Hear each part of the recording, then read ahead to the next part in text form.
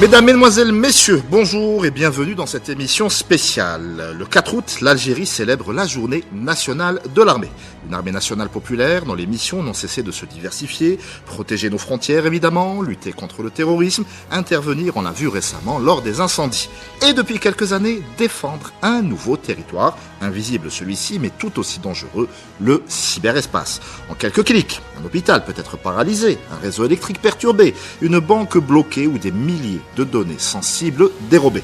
De WannaCry à l'affaire Snowflake, en passant par l'attaque contre le Change Healthcare aux USA, ou encore l'opération des beepers piégés au Liban. Le numérique est devenu un véritable théâtre d'opération avec son propre vocabulaire, intrusion, malware, ransomware, phishing, zero day, un jargon qui n'a plus rien à envier au langage militaire.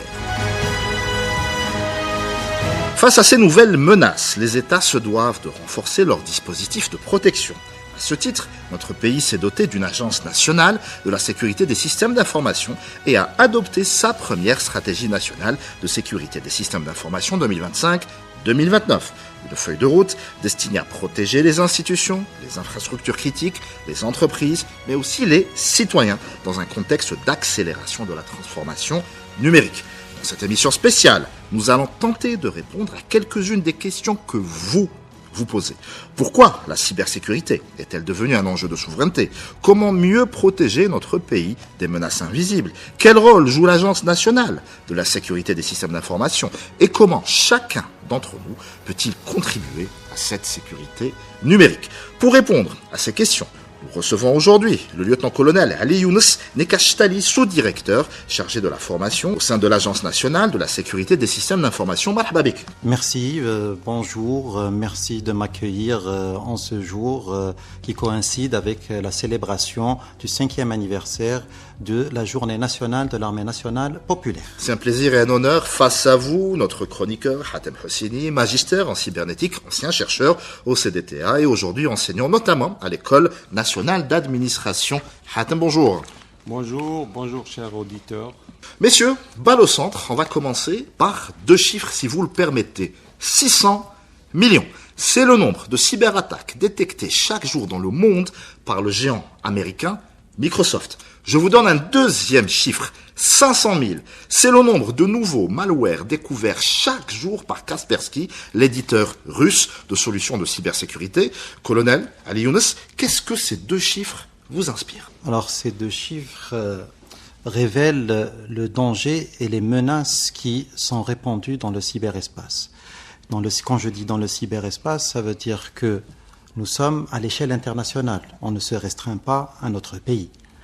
Ces chiffres aussi disent qu'il nous faut dès maintenant agir et prendre les mesures nécessaires pour se protéger contre ces menaces, contre ces attaques, contre ces malwares qui ciblent au quotidien nos systèmes d'information en exploitation, notamment à l'échelle nationale. Et c'est donc face à cette réalité que l'Algérie s'est dotée d'un dispositif national de sécurité des systèmes d'information. Concrètement, qu'est-ce que c'est, colonel? Sous l'impulsion de Monsieur le Président de la République, chef suprême des forces armées, ministre de la Défense nationale, un dispositif national de la sécurité des systèmes d'information a été créé en vertu du décret présidentiel numéro 2005 du 20 janvier 2020. Ce dispositif est l'instrument de l'État en matière de sécurité des systèmes d'information. C'est un peu l'architecture nationale. Exactement, ça c'est le cadre général. Après, ce dispositif est composé de deux instances. Une instance décisionnelle, qui est le Conseil national de la sécurité des systèmes d'information. Et ce Conseil national de la sécurité des systèmes d'information est présidé par le ministre de la Défense nationale et est composé de membres représentants de la présidence de la République, du Premier ministre et de 7 ministres.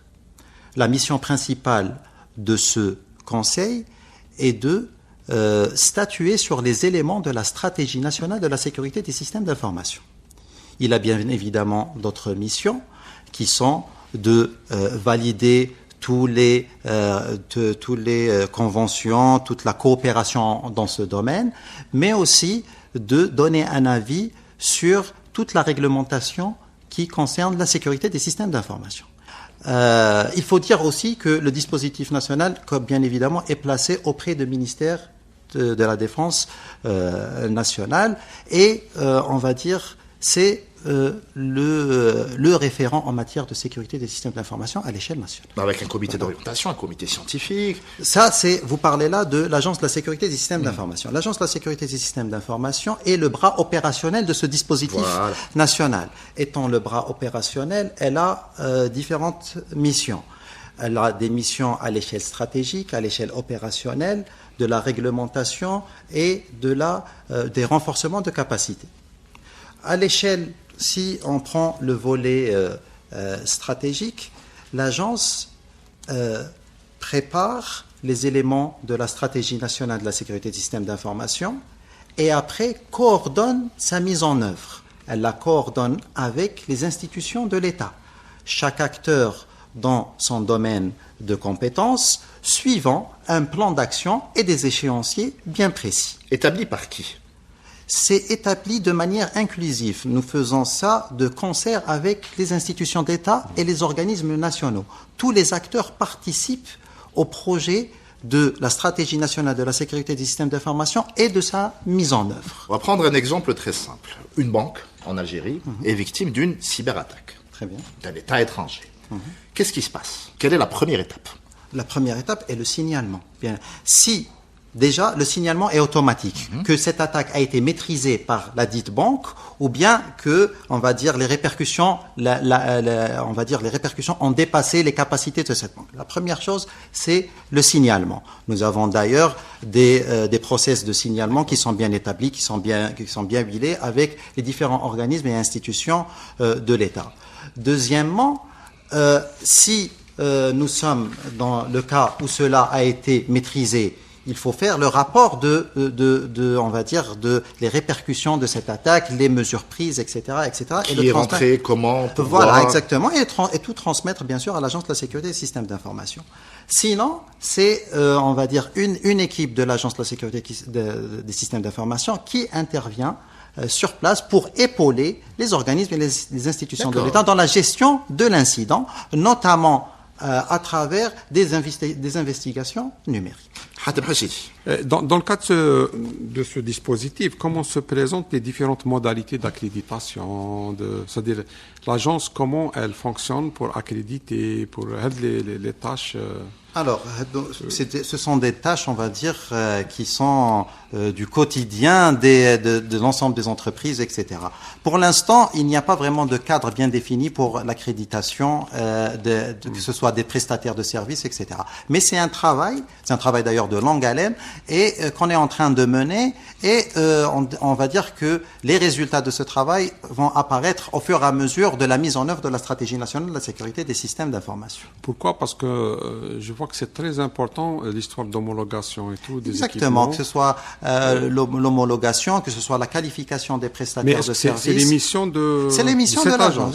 Alors justement, ces missions de l'agence, on va y revenir. Alors prévenir les cybermenaces, on en a parlé, collecter, analyser, évaluer les informations liées à la cybersécurité, réaliser des investigations numériques en cas d'incident, c'est-à-dire de réelles enquêtes sur le terrain, élaborer les référentiels techniques et organisationnels, préparer et coordonner la mise en œuvre de la stratégie nationale. Ça aussi, on va y revenir parce que c'est un travail d'équipe. Comme on dit, développer la recherche, l'innovation, et ça c'est très important, la culture de la cybersécurité. Si on peut avoir un mot sur ça, colonel. Alors, sur inculquer la culture de la cybersécurité, nous savons tous que il y a des statistiques internationales qui révèlent que la plupart des cyberattaques sont réussies à cause de la ressource humaine ou de l'erreur humaine. Le syndrome du flash disk. Par exemple. Et donc, nous, au sein de l'agence, nous avons adopté une autre vision vis-à-vis de la ressource humaine. Nous nous sommes dit que la ressource humaine n'est pas le maillon faible de la chaîne de cybersécurité, mais elle est le maillon le plus important de cette chaîne de cybersécurité. Mais comment elle devient le maillon le plus important ? En la dotant des connaissances nécessaires, de la sensibilisation, de la prise de conscience nécessaire pour qu'elle soit l'élément le plus important et non pas l'élément le plus faible de cette chaîne de cybersécurité. Et on s'y prend comment ? On s'y prend comment? On s'y prend à travers de manière. Il y a les méthodes classiques, il y a les méthodes plus modernes. Les méthodes les plus classiques, c'est les campagnes de sensibilisation. Les campagnes de sensibilisation qui visent principalement le top management, parce qu'on sait très bien que quand on convainc le top management, il y a un ruissellement. Il y a automatiquement mouvement dans le process de fonctionnement d'une entreprise ou d'un organisme. Après, il faut, au sein d'une entreprise, en plus des campagnes de sensibilisation, on peut mettre en place une sorte de logiciel qui suit l'évolution en matière de conscience de cybersécurité pour les différents utilisateurs. Et comment on fait ça? C'est des applications ou des solutions qui sont mises en place pour donner les connaissances nécessaires, faire des quiz, monter en compétences, monter en connaissances. Et à chaque fois, cette personne est, on va dire, connaît de plus en plus le domaine de la cybersécurité, connaît les exigences, connaît les recommandations et les applique. C'est surtout ça. On voit, il y a des applications. Et vaincre cette sacro-sainte résistance au changement. Exactement. Et maintenant, il y a de plus en plus de plateformes d'enseignement à distance et tout, qui peuvent être utilisées pour ça. Exactement. Il y a même des simulations dans des entreprises. Ils font des simulations d'attaque. On voit est-ce que l'utilisateur clique ou ne clique pas sur un lien malveillant. Et c'est ça qu'on connaît le degré de maturation de cette personne en matière de cybersécurité. C'est un petit peu comme ça se fait avec la protection civile et tout. Des fois, ils font des simulations physiques et tout. Là, on est dans le virtuel, c'est-à-dire on fait des simulations. Comment un-t-elle réagit dans l'entreprise, et on crée un virus, et on le lance, et on va voir comment les gens interagissent. Et puisqu'on est en plein dedans, on va s'intéresser tout de suite à l'accompagnement donc des institutions et des organisations. Au quotidien, colonel, comment est-ce que vous accompagnez justement ces institutions pour renforcer leur niveau de sécurité et surtout leur résilience face aux cybermenaces? Une fois qu'on a été attaqué, c'est bien de se relever rapidement. Alors, sur cette partie, l'agence, vis-à-vis des institutions et des organismes de l'État, l'agence a adopté une approche basée sur le fait que si on veut mener des activités ou une activité de cybersécurité, il y a des préalables à mettre en place. Donc, les institutions et les organismes de l'État doivent mettre en place des préalables. Quels sont ces préalables ou sur quels éléments se baser pour mettre en place ces préalables? Il y a 3 éléments nécessaires. Le people, process and technology. People, c'est la ressource humaine. Process, c'est tout ce qui est encadrement, les différents process qui existent. Et les études technologiques ou l'accompagnement technologique en matière de cybersécurité. Pour ce qui est de la partie ressources humaines, l'agence a fait un constat qu'il est nécessaire d'avoir des structures de responsables de la sécurité des systèmes d'information au niveau de toutes les institutions et tous les organismes. Et l'agence a travaillé avec la Direction générale de la fonction publique pour élaborer un décret présidentiel qui est paru en 2026, le 2607, et qui met en place au niveau des organigrammes des institutions de l'État, des administrations et des organismes, une structure responsable de la sécurité des systèmes d'information et de la protection des données. Un référent national. Un référent, mais aussi c'est une structure, ça veut dire qu'il y aura des postes. Et c'est la connexion avec votre agence. Et c'est aussi un lien direct, un vis-à-vis de l'agence. Maintenant, l'agence, quand elle intervient, elle trouvera un vis-à-vis sur place. Cette structure, qu'est-ce qu'elle va assurer? Elle va assurer que les gens, ou plutôt les cadres qui activent dans le domaine de la cybersécurité, aient un plan de développement, un plan de carrière. Le décret présidentiel vise aussi à ce qu'il y ait un budget dédié à cette structure, des formations dédiées à cette structure, exactement. Et bien sûr, le plus important, les missions de ces structures. Ça veut dire qu'une structure responsable de la sécurité des systèmes d'information au sein d'un organisme fera ou exécutera toutes les tâches qui lui incombent, à savoir la surveillance et la veille des systèmes d'information, l'administration des solutions de sécurité, l'élaboration et la mise en place de politiques de sécurité, les audits internes et la sensibilisation des utilisateurs au niveau de ces organismes. Évidemment, l'appui en cas d'incident majeur. Colonel, la question qui va se poser dans la tête des auditeurs et surtout les informaticiens et tout, ils vont se poser la question, cette structure, quelle est sa relation avec la DSI, la fameuse Direction des systèmes d'information, et comment ils vont travailler ensemble, chacun de son côté. En réalité, cette partie-là fait partie, entre guillemets, de la cuisine interne de l'organisme. Il y aura des liens fonctionnels entre la DSI et cette structure. Il y aura un partage de responsabilités, un partage de tâches, parce qu'en réalité, ils sont en train d'évoluer dans un même environnement. Donc, il est normal qu'il y ait, on va dire, entente, répartition de tâches, et on va dire même de manière physique, même en manière d'équipement, etc. Opérationnel. Opérationnel, du point de vue opérationnel, il y aura une gestion répartie pour une DSI et pour cette structure. Voilà comment ça va se passer sur le terrain. Donc, on a parlé de la ressource humaine et de ce qui a été fait. On passe maintenant au process.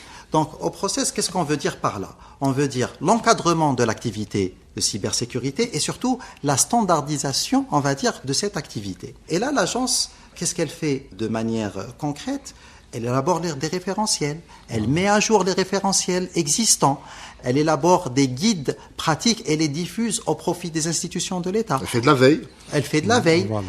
En parlant de guides, il y a plein de guides qu'on peut mettre en place. Donc, c'est au fur et à mesure qu'on est en train de déployer et de diffuser ces guides selon une priorisation, bien sûr, selon les problèmes les plus fréquents, etc. Les livres blancs, les livres blancs, les guides, surtout les guides pratiques et les procédures, c'est quelque chose de très important pour mettre en œuvre les exigences. Parce que on peut formuler une exigence et cette exigence reste théorique, mais quand on donne la procédure, quand on donne le framework, là, on a l'application, on a comment faire.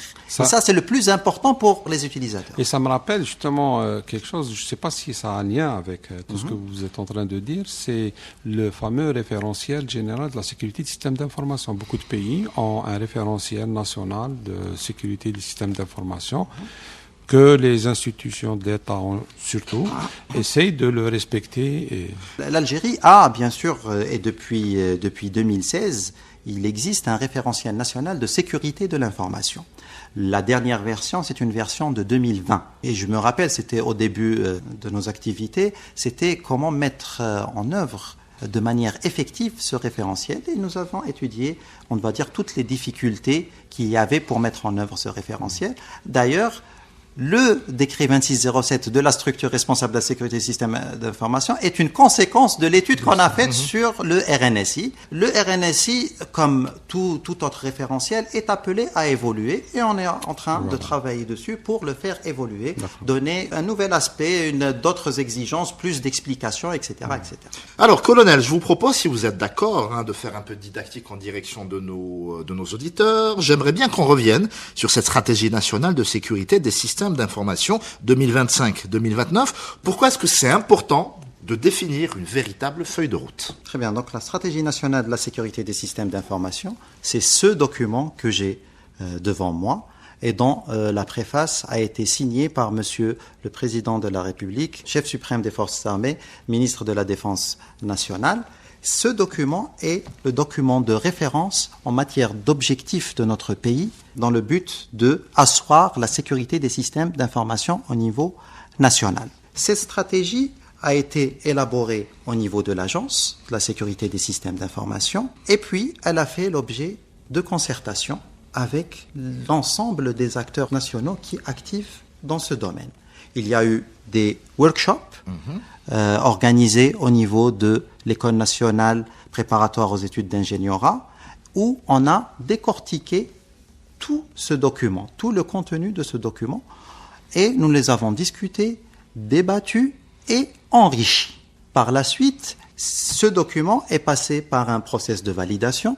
Il a été validé par le Conseil national de la sécurité des systèmes d'information. Puis, il a été approuvé en vertu d'un décret présidentiel, le 25-321.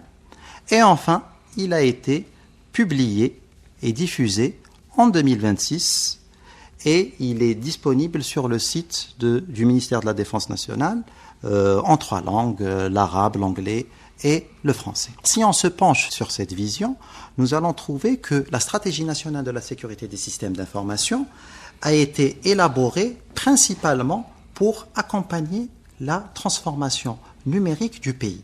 Vous savez, tout comme moi, que nous sommes en pleine transformation numérique. Tous les secteurs sont impliqués. Tous les secteurs proposent des solutions, des plateformes. les mettent en ligne. Il y a plein de, on va dire, de services qui apparaissent et qui sont mis en ligne au profit des citoyens. Y compris vos collègues de la gendarmerie qui ont lancé leurs différents comptes sur les réseaux sociaux. Il y a eu un lancement officiel et tout. Et donc, pour nous qui faisons de la cybersécurité, ça, c'est une augmentation de la surface d'attaque. De la surface d'attaque. Exactement. Parce que plus il y a de solutions, plus il y a de matériel, plus il y a d'équipements en ligne, plus il y a de vulnérabilité. Plus il y a de vulnérabilité, plus la probabilité d'attaque ou de subir une attaque devient plus grande. C'est mathématique.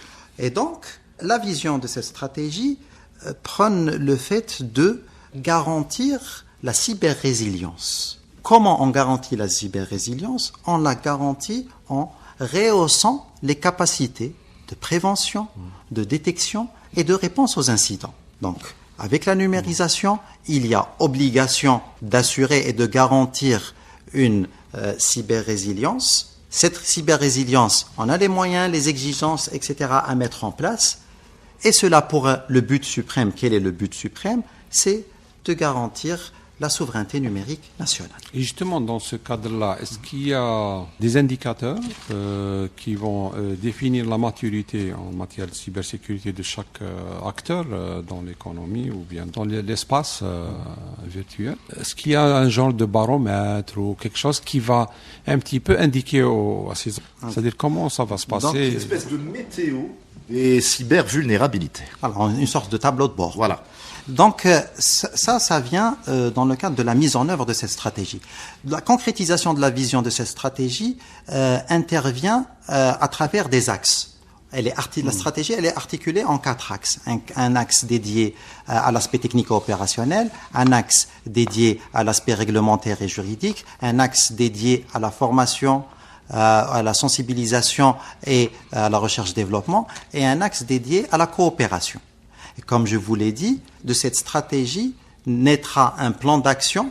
On y travaille d'ailleurs. Mis en œuvre. Bien sûr, il sera mis en œuvre avec les institutions de l'État. Oui. Et à la fin, on a des baromètres. On a des baromètres pour fixer, pour se dire tel objectif, nous l'avons atteint, tel objectif a été partiellement atteint, un autre pas encore atteint pour une raison ou une autre. Justement, vous avez précédé ma prochaine question. Quels sont ces fameux objectifs à l'horizon 2029 ? Alors, pour les objectifs à l'horizon 2029, pour ce qui est de la partie technico-opérationnelle, l'objectif dans ce cadre-là est de renforcer les capacités nationales. Okay. Il faut renforcer les capacités nationales de détection, de prévention et de réponse aux incidents. Comment on fait cela? Tout d'abord, avec le renforcement propre des capacités de l'agence pour pouvoir superviser toutes les plateformes, tous les systèmes, etc., avoir une vue d'ensemble sur leur fonctionnement, mais aussi rehausser le niveau de sécurité au niveau des institutions de l'État. Comment on fait ça? On l'a fait déjà par la création de la dite structure.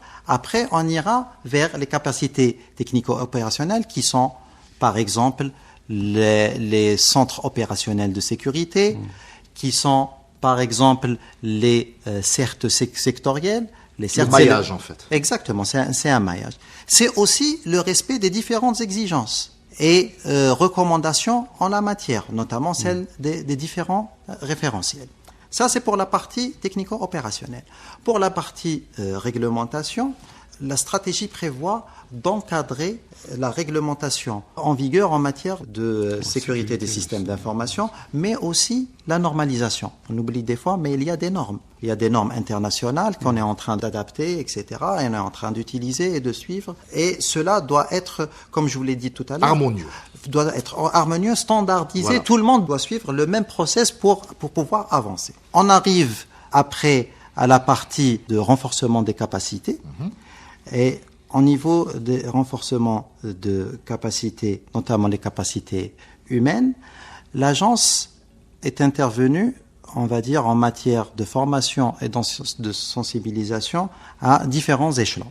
Si je peux passer sur le détail, en matière de formation, le MDN et à travers l'agence et d'autres structures a contribué au montage de l'École nationale supérieure de cybersécurité de Sidi Abdallah. Que nous avons visité il y a 3 semaines pour y faire une émission spéciale. Très bien. Donc, cette école est maintenant, avec les nouveaux bacheliers, sera avec sa 3e promotion et aura aussi une promotion de doctorant. Donc, c'est une école qui a commencé à fonctionner depuis 2024 et nous intervenons au niveau de cette école, que ce soit au quotidien, par la présence d'un directeur adjoint qui est sur place, mais aussi au niveau des instances administratives et pédagogiques. Le conseil d'administration et le conseil scientifique. Donc, nous accompagnons l'évolution de cette école pour avoir les ingénieurs de demain en matière de cybersécurité, cette ressource humaine qui va être compétente dans ce domaine et qu'on espère sera déployée au niveau de toutes les entreprises, les institutions et les organismes. Et surtout, pas être chippé, pas être volé par d'autres pays. Exactement. Si, j'aimerais bien aussi voir cette stratégie, qu'est-ce qu'elle a comme objectif en termes de classement de l'Algérie dans les différents index. On se pose la question, est-ce que tous les classements sont fiables et intéressants c'est-à-dire à se référer? Et d'autre côté, moi j'ai par exemple le GCI, c'est-à-dire le Global Cybersecurity Index, qui nous place dans l'intermédiaire, dans le middle. Il y a aussi le NCSI aussi, le National Cybersecurity Index aussi, qui on est. Et on voit aussi un décalage en termes de classement cybersécurité par rapport au classement des TIC numériques. En termes de numérisation, dans le TIC, on est 54e, je pense. Et sur le NCIS, on est à 105. On est toujours au milieu du tableau. Au milieu du tableau. Donc, est-ce que cette stratégie a des objectifs dans ce sens aussi Alors, rien que... vous parlez du Global Cybersecurity Index, qui est, on va dire, un indicateur de l'Union internationale des télécommunications. Rien que le fait d'exister, la stratégie, de par son existence, ça rapporte des points dans le classement du GCI. Tout à fait. Et donc, si on remarque quels sont les critères adoptés par la GCI, vous allez retrouver que c'est à peu près les mêmes axes que nous avons élaborés au niveau de cette stratégie. Réglementaire, organisationnel, technique, coopération, gouvernance, etc. Donc, plus nous avançons, plus nous concrétiserons nos objectifs, il y aura un impact sur notre classement, en espérant bien sûr atteindre ces objectifs pour avoir un meilleur classement. Maintenant, vous parlez de fiabilité, c'est des instances internationales, c'est des classements. Après, comme je vous l'ai dit, nous avons une stratégie avec des indicateurs. Nous verrons avec l'avancement des travaux, la correspondance de nos indicateurs avec les leurs, c'est là qu'on pourra faire un constat. Parce que des fois, ces classements, c'est pas les mêmes objectifs. Chaque pays a ses propres objectifs, quels sont les indicateurs qui sont les plus importants pour lui, etc. Donc, c'est un petit peu... Là aussi, une autre question qui peut se poser, que peut se poser l'auditeur, c'est de voir cette stratégie, comment elle prend en compte, parce qu'on a l'impression qu'on parle que des institutions de l'État, des institutions publiques et tout, et le privé dans cette histoire de cybersécurité. Où est-ce qu'il est dans la stratégie? Est-ce qu'il est inclus, Comment il est inclus, etc. Nous ne parlons pas nous parlons d'institutions de l'État et d'organismes nationaux. Organismes nationaux, il y a le secteur public et le secteur privé. Et le secteur privé était avec nous lorsqu'on nous avons concerté le contenu de cette stratégie pour l'enrichir, pour mettre des observations, etc. Le secteur privé n'est en rien, on va dire, exclu de la matrice. Au contraire, c'est un acteur qui est important. Il y a des infrastructures critiques privées et il joue son rôle. Il sera, on va dire, impliqué, ou il est impliqué dans cette stratégie de toutes les manières. Cependant, comme vous le savez, les institutions de l'État, on va dire, beaucoup de systèmes, leur envergure est plus grande. Il est normal qu'au départ, on priorise tout ce qui est institution de l'État et après le secteur privé. Très bien. Alors au-delà des spécialistes, la cybersécurité c'est aussi l'affaire de tous. Quelles actions, colonel, menez-vous pour développer en fait une véritable culture de la cybersécurité auprès des institutions, on en a parlé, des entreprises, mais aussi et surtout du grand public. Nous avons mené des actions de formation. Après, il y a eu des actions de sensibilisation visant à inculquer la culture de cybersécurité. Et là, c'est des catégories. Comme je vous l'ai dit, il est important de convaincre le top management. Donc, nous avons organisé des campagnes de sensibilisation auprès des organismes, des institutions de l'État, où on a fait en sorte de marteler, de faire résonner notre discours sur l'importance de la cybersécurité, sur l'importance de mettre en place des exigences, des structures capables de faire face aux menaces et aux cyberattaques. Et nous continuons à le faire au quotidien. Avec quel type de réception? Non, en général, la problématique est, on va dire, bien assimilée. C'est après, au fur et à mesure que nous, on va dire que nous déployons des solutions, que nous déployons des structures, comme nous l'avons dit, que les institutions s'adaptent à cette, c'est une nouvelle donne. De toutes les manières, c'est une nouvelle donne. Et s'adaptent au fur et à mesure pour pouvoir pallier aux difficultés, faire face aux menaces, etc. Maintenant, si je peux me permettre, il y a une autre catégorie, vous l'avez bien cité, c'est le grand public. Et avec le grand public, l'agence a contribué et a co-organisé des campagnes de sensibilisation avec différents secteurs et avec différents acteurs. Les plus récentes que je peux citer, c'est celle avec le ministère de la Poste et des Télécommunications, où il y a eu des campagnes de sensibilisation sur les bonnes pratiques d'utilisation ou d'exploitation de tout ce qui est moyen de paiement financiers, que ce soit la carte magnétique ou bien les applications dédiées à ce titre. Il y a eu des campagnes de sensibilisation sur les risques indus d'une mauvaise exploitation des réseaux sociaux, les dangers qui en découlent. Il y a eu aussi une sensibilisation sur les escroqueries en ligne. Qui se multiplient depuis ces dernières années. Oui. Et ces sujets touchent la population parce que ça fait partie de leur quotidien, ça fait partie des choses qu'ils sont en train de rencontrer au quotidien en manipulant leur smartphone, leur tablette, etc. Après, il y a une dernière catégorie qui nous tient à cœur. Comme vous le savez, ou plutôt contrairement à vous et moi, nous sommes en face d'une génération qui est née dans le numérique, qui a été bercée par le digital. Vous êtes en train de dire que je suis vieux. Je m'inclus aussi dans la discussion. Et donc, qui est, comme je vous l'ai dit, né dans le numérique, bercé par le digital. Digital natif. Exactement. Et leur activité, entre guillemets, principale, leur hobby, c'est de naviguer dans le cyberespace. On parle de la catégorie des plus jeunes.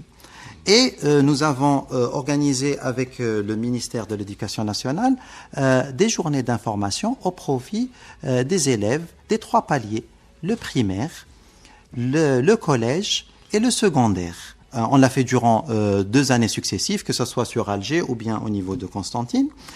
Et quel était le contenu de ces campagnes? C'était des activités ludiques.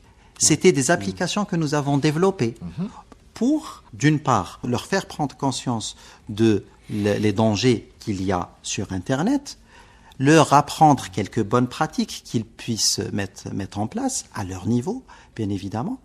Et d'autre part, c'est pour repérer les jeunes talents. Il est important de repérer les jeunes talents. Surtout, c'était surtout la catégorie des lycéens où on leur a dit, il y a un profil de son domaine, il y a une carrière que vous pouvez mener dans ce domaine, il y a une école nationale supérieure, il y a des universités qui offrent ce type de formation. Donc, on va dire, vous avez la balle, vous pouvez évoluer dans ce domaine. Voilà pour ce qui est de la sensibilisation. Justement, dans le même ordre d'idée, le ministère de la Poste et des Télécoms, il a lancé une opération 0777, 777. C'est-à-dire le numérique numérique de 7 à 77 ans. De 7 ans à 77 ans. Et donc, il y a pas mal de formations qui sont données gratuitement aux gens et tout. Et je me pose la question, est-ce que la cybersécurité fait partie de ce programme? Alors, cette initiative fait partie d'un projet qu'on est en train de mettre en place. D'ailleurs, le MPT participe à ce projet et qui rentre dans le cadre de la stratégie nationale. C'est comment faire pour étoffer l'offre de formation en matière de cybersécurité. Et quand on parle d'étoffer l'offre en matière de cybersécurité, nous parlons bien évidemment de l'enseignement supérieur, de la formation professionnelle, des formations qualifiantes et ce genre d'initiatives. Et donc, pour étoffer l'offre de formation en matière de cybersécurité, nous restons bien sûr sur la formation généraliste de cybersécurité, mais nous visons aussi des spécialités pointues. Par exemple, les télécommunications ont leurs propres exigences en matière de cybersécurité et ont leurs propres normes. De même pour les finances, de même pour les technologies opérationnelles qu'on retrouve dans l'industrie et dans l'énergie. Étoffer l'offre de formation aussi est une action transversale. Nous avons l'ambition d'avoir en Algérie des cyberjournalistes, des cyberjuristes et pourquoi pas des cyberdiplomates. Nous travaillons aussi avec la formation professionnelle où nous avons élaboré avec eux en 2024 un programme de techniciens supérieurs en cybersécurité. Ils étaient présents d'ailleurs aux dernières Olympiades de la formation professionnelle. Exactement. Et nous ambitionnons aussi de faire évoluer cette formation, qu'il y ait plusieurs formations et non pas une seule. Aussi, en matière de formation, nous avons organisé, nous-mêmes, l'agence a organisé des sessions de formation au niveau de l'École nationale supérieure de cybersécurité au profit des responsables de la sécurité des systèmes d'information. Nous avons fait un constat sur le terrain où il y avait, on va dire, un certain nombre d'attaques, un certain nombre de difficultés dans des domaines bien précis. Donc, nous avons pris les devants et nous avons, on va dire, organisé des formations pour pallier à ces difficultés. Peut-être avec des hackathons et tout. Exactement. Aussi, pour les formations qualifiantes, il y a eu l'initiative 777, mais nous espérons que la formation qualifiante soit généralisée au niveau d'un certain nombre d'établissements de formation. On peut, en plus de l'académique, faire du professionnel, faire du qualifiant, du certifiant. Et cela va répondre parce que, comme je vous l'ai dit, il y a la structure de sécurité du système d'information qui se crée. Il y aura une forte demande de formation pour les futurs employés. Donc, nous sommes en train de répondre à cette question en essayant d'étoffer l'offre de formation. Justement, je pense que le secteur de la formation professionnelle, comme vous venez de le dire, va être un grand appui pour justement, parce qu'il y a beaucoup de structures qui attendent. C'est-à-dire quand on va en termes de ressources humaines, les besoins, ils sont très grands, c'est-à-dire pour aller jusqu'à 2029, c'est ça. Oui. Donc, oui, c'est pour combler ce déficit existant. C'est pour ça qu'on a lancé cette initiative. Très bien. On passe à une autre thématique. Colonel, comment est-ce que cette stratégie nationale prend en compte en fait des technologies comme l'IA ou l'informatique quantique? Ça change, ça bouge. Est-ce qu'on s'adapte? Voilà. Alors, tout d'abord, pour parler de l'IA, je vais faire un peu de la pédagogie, si je peux me permettre. L'IA, c'est un multiplicateur de puissance. L'IA est un multiplicateur de puissance, notamment une puissance de calcul. Et cette multiplication de puissance de calcul, qu'est-ce qu'elle confère? Elle confère un renforcement de capacité défensive et un renforcement de capacité offensive.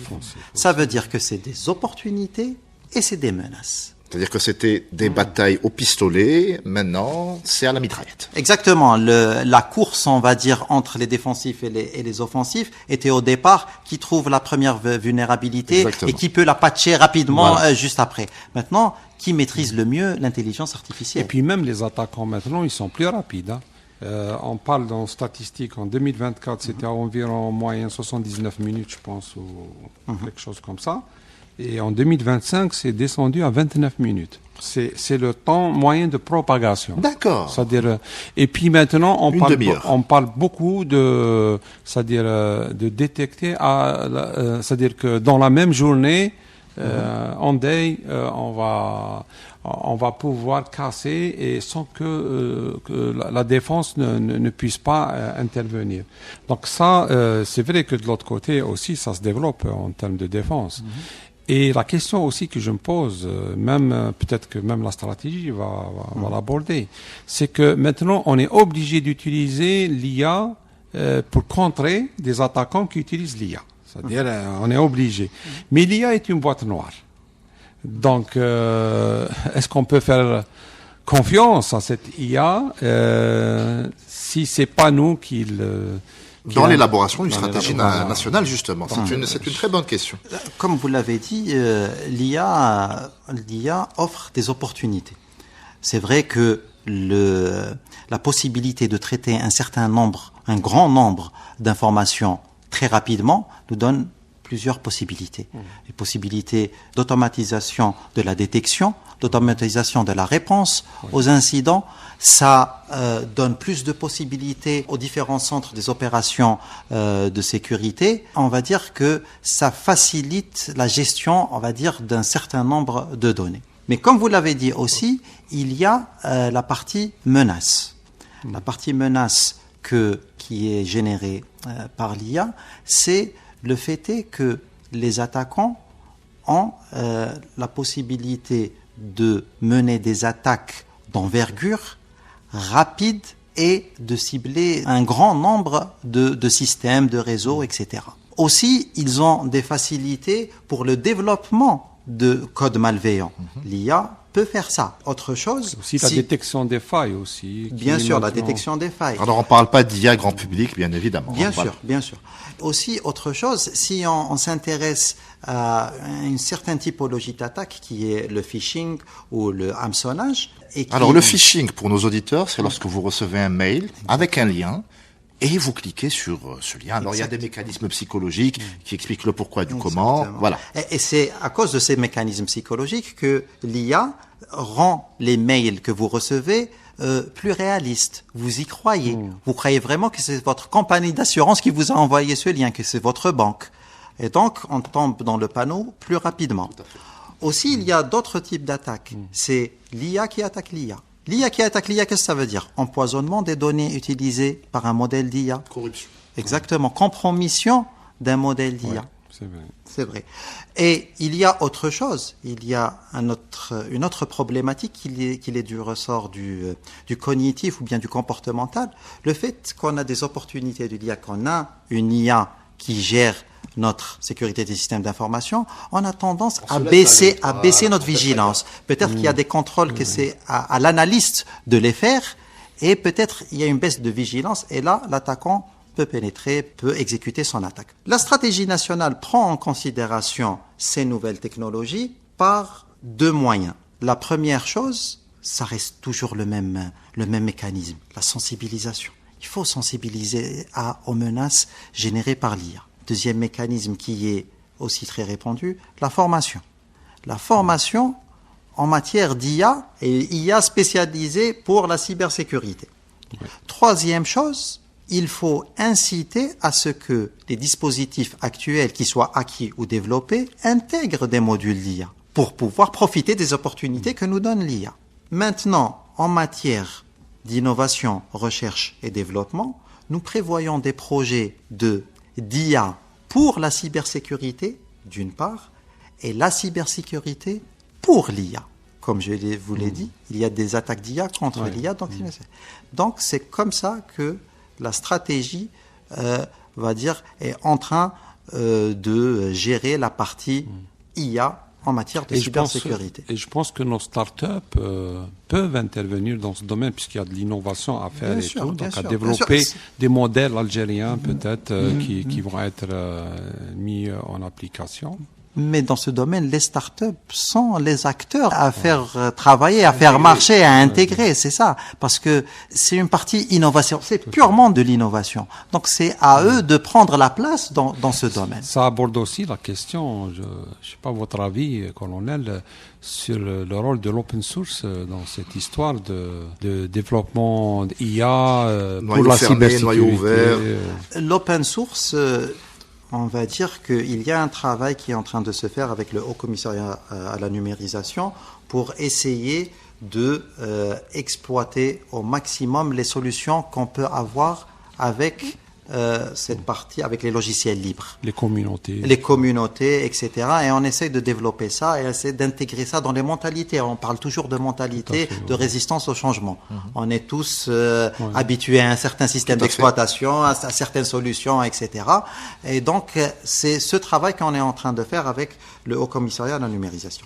Pour l'informatique quantique, c'est la grande révolution de demain. Enfin, d'aujourd'hui même. C'est d'aujourd'hui et de demain. Donc, nous sommes tous au courant ou peut-être nous nous informons tous sur l'évolution de l'informatique quantique, les ordinateurs quantiques, leurs possibilités, leur puissance, qu'est-ce qu'ils arrivent à casser comme algorithme. C'est toute la cryptologie, c'est-à-dire qu'il va être affecté. Exactement, c'est la cryptologie, c'est les algorithmes de cryptologie, à savoir RSA, ECC, etc., qui sont les plus utilisés d'ailleurs au niveau de nos réseaux, nos VPN, nos applications, etc., qui sont les plus ciblés. Cependant, nous avons entamé une réflexion avec notre comité scientifique, parce que l'agence dispose d'un comité scientifique. On en parle en début d'émission. Oui, il est composé d'académiciens, de chercheurs et d'experts en la matière. Et une réflexion a été lancée sur cette partie-là, tout en prenant en considération des précautions relatives à l'instabilité de ce domaine. C'est vrai, on nous dit qu'il y a des ordinateurs quantiques qui arrivent à faire telle performance ou telle performance, mais en réalité, le concret, on ne le voit pas vraiment. On en voit des études. C'est du secret défense. C'est du secret défense. Il y a des études, il y a le NIST, le National Institute of Standard and Technology, qui a mis en place des frameworks dédiés pour contrer les attaques de quantique. D'ailleurs, pour faire face au quantique, on devrait développer le post-quantique. Donc, les algorithmes post-quantiques qui peuvent résister à ce genre d'attaque. Donc, une réflexion a été menée au sein de ce comité scientifique et, on va dire, les idées qui ont été développées étaient, on va dire que en allant progressivement, sans se précipiter dans ce domaine que, comme je vous dis, c'est très instable, en faisant une initiation, on prépare le terrain pour une éventuelle migration vers le post-quantique. On prépare les terrains. Comment on prépare le terrain? Déjà, il faudra fixer une gouvernance. Qui sera responsable de ça? Quels sont les acteurs qui seront responsables de cette attribution des rôles. Attribution des rôles. Deuxième partie, il faudra peut-être avoir une vision de tous les mécanismes cryptographiques qui sont déployés chez nous. Faire une sorte d'inventaire, avoir un tableau de bord, connaître où sont ces mécanismes.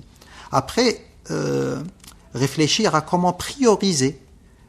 On renforce quelle partie? Quelle est la partie critique? Quelle est la moins critique? Donc, il faut faire ce travail de priorisation. Après, il faudra aller dans le dur, qui est comment faire des projets pilotes pour essayer de maîtriser les algorithmes post-quantiques, essayer de les appliquer, essayer de les tester, etc. Et cela, les tester en conditions du réel. En conditions du réel.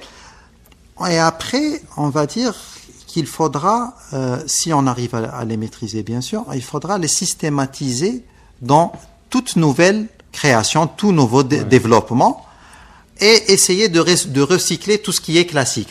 Ça veut dire ajouter... tout refaire, tout à chaque fois. Mais voilà. Exactement. Parce que la solution aux attaques quantiques, c'est une hybridation entre des algorithmes classiques et des algorithmes post-quantiques. Et toute cette démarche, toute cette feuille de route, c'est un travail de longue haleine. Nous sommes pour l'instant au niveau de la réflexion. Mais on va dire que c'est la réflexion la plus logique, c'est la réflexion que même d'autres pays ont mené ce genre de réflexion et se dirigent. Les horizons, c'est horizon 2030, 2035 pour arriver à avoir une réponse bien déterminée. Il faut maintenir une veille. Exactement. C'est ça, exactement. Moi, je veux juste sauter sur une question par rapport toujours à ces évolutions. On vient d'annoncer dernièrement au ministère de la Poste et des Télécoms le IPv6. IPv6, donc, alors, c'est quoi pour nos auditeurs? IP, c'est de passer de l'IP actuel, l'IPv4, vers qui est IPv6, le numéro de téléphone, d'immatriculation de votre PC. On nous apprend qui commence à se saturer, que les adresses qu'on est en train de manipuler sont limitées et tout, et qu'on passe à un nouveau système d'adressage.